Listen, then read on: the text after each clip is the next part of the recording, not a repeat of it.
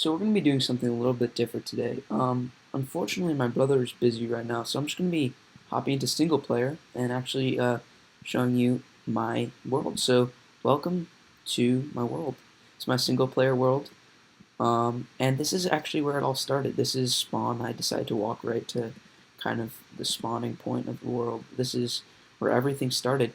As you can see, there's some stuff popping out around here.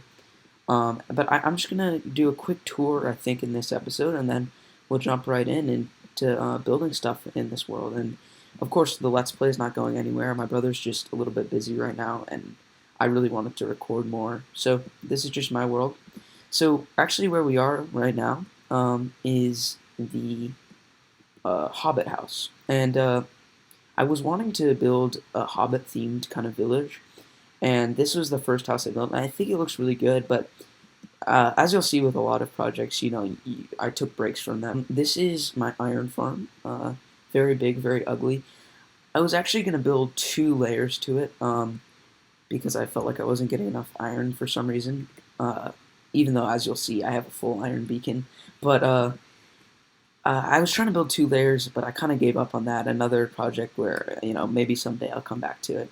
But this is my first base, and in a style very different from I feel like most Minecrafters. I don't really like to build like cute, cozy little homes for my first night. I like to get straight down into digging the mountains. So this is where I dug into the mountain on the first night, and this was originally my base. As you can see, it's really, really, really messy right now because as I got more stuff, I just threw down chests and stuff like that. But this is my base, bit of a storage area here, chests, brewing stands everywhere.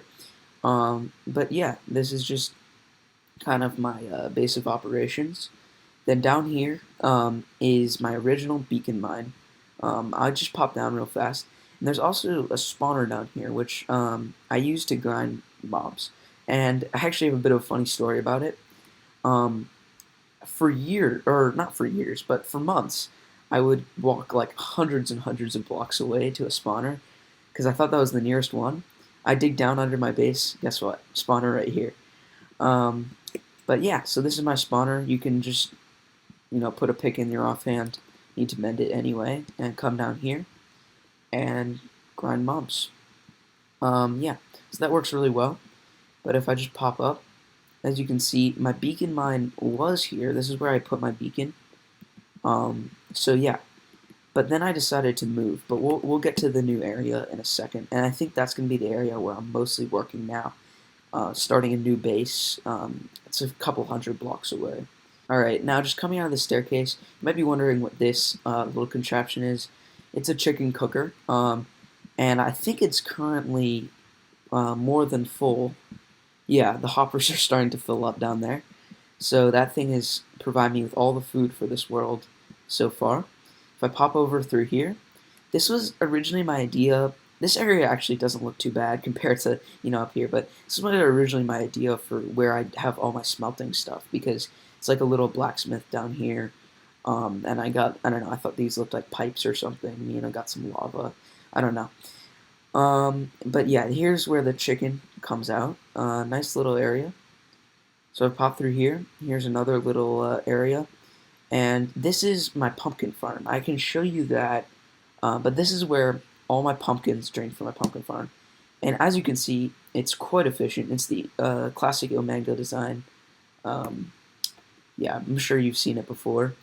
But yeah, that's my pumpkin farm. It's quite efficient, and that's how I got most of my emeralds.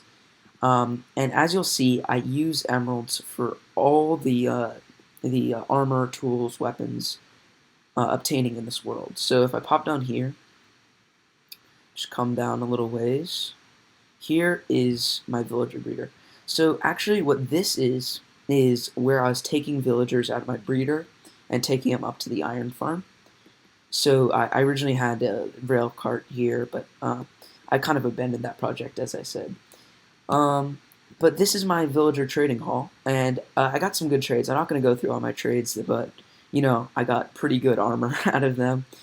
And then yeah, so over surplus of villagers in there, I can just quickly show you the design. it's a pretty average design, but I actually can say that it's original. But it's pretty, like, you see that type of design a lot. But if I just pop down this staircase, this actually takes me to the uh, pumpkin farm. So just around this corner. Yeah, so it's this mango design. It's also works doubles as a music machine because all the note blocks. But if you just pop down, nothing much to see over here. I actually really like. I want to show you guys real fast the system I use to take the pumpkins up. Um, it's minecart unloader, and then I shoot it into a water stream and take it up to that chest. I just really like that type of automation. All right, coming down through my little smelting room, I can show you guys just a few of my chests. I want to show you kind of where I'm at resource-wise in this world. I barely spend any time mining anymore, but as you can see, quite a bit of stuff. Iron from that's mostly from my farm, and I had stacks and stacks of emeralds because originally what I was doing is I was using the emeralds in my beacon, but now since I built the iron farm, the beacon's now entirely iron. So I had stacks and stacks of emeralds, so I used them all to make this really really good armor as I showed. Um, yeah, but I've died quite a few times, so I've had to remake that bunch. So here's my iron chest, pretty nice. And then let's see, there was one other chest I want to show here.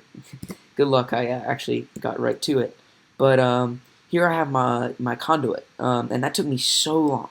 I actually got it by fishing, not killing drowned. So like, wow, that took so long fishing. But yeah, that's pretty much it for this area. So I think I'm just gonna sleep real fast, um, and then we'll move on to, I think, the start of a village. What I mean by the start is like one unfinished house, but I actually really like the style, as you can see in the distance.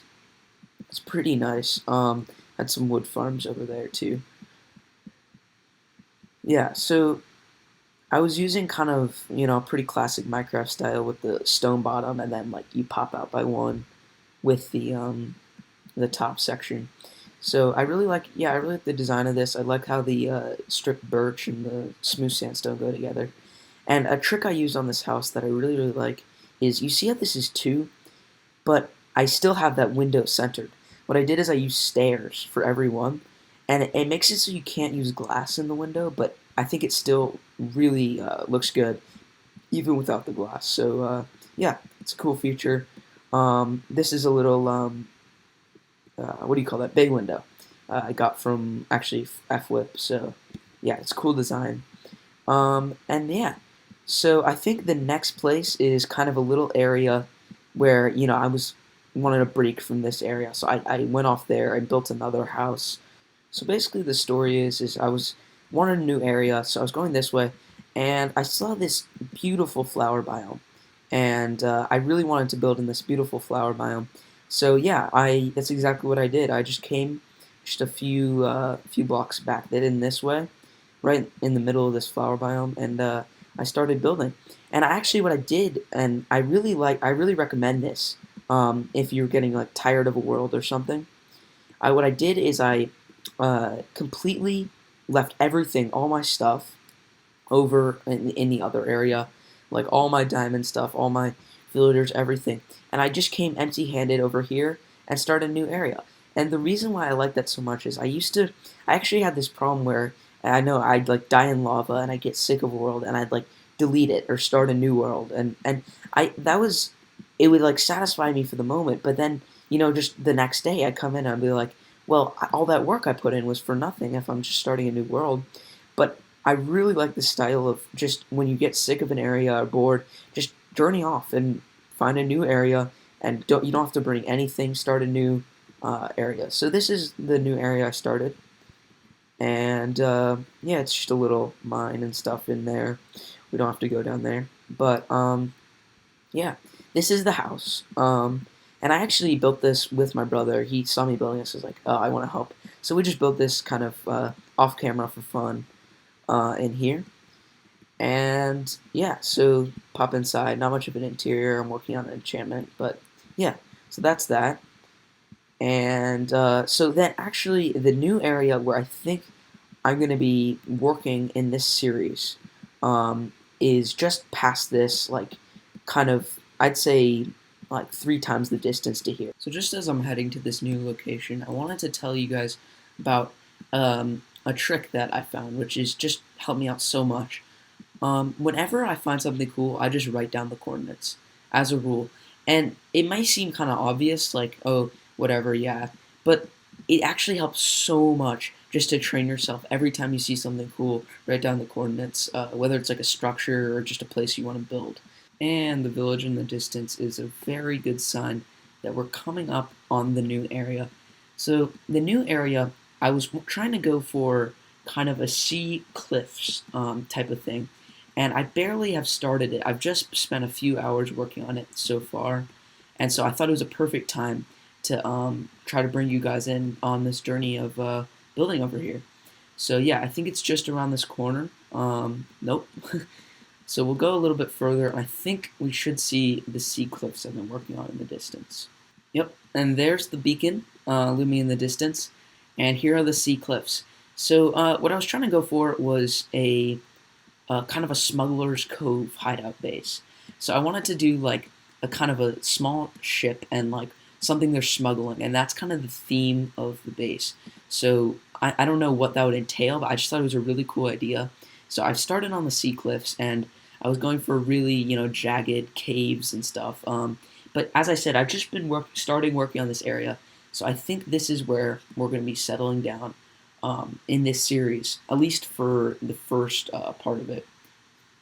So let's hop in bed, and I can just show you around this area. I've really there's not much here because I've just been working on the cliffs. And the main reason I moved the beacon over is I knew the cliffs would take so much stone, and I wanted a way to get stone over here. So down here is the beacon mine. I don't need to show you that. I have a nether portal that I'm gonna hook up to the other one, so it's a faster journey.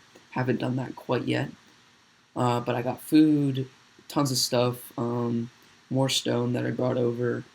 Yeah, so I can just give you another view of these cliffs, and then I think that'll be all for this episode. I just wanted to kind of catch you guys up with what's going on in this series and what I've done so far. And so yeah. So this is I'm gonna be filming on this when my brother can't film on the Let's Play. I'd say the Let's Play is definitely still my priority, but yeah, this is this world, and we'll be coming in and working on the sea cliffs in the next episode. So thanks for watching, and I'll see you later.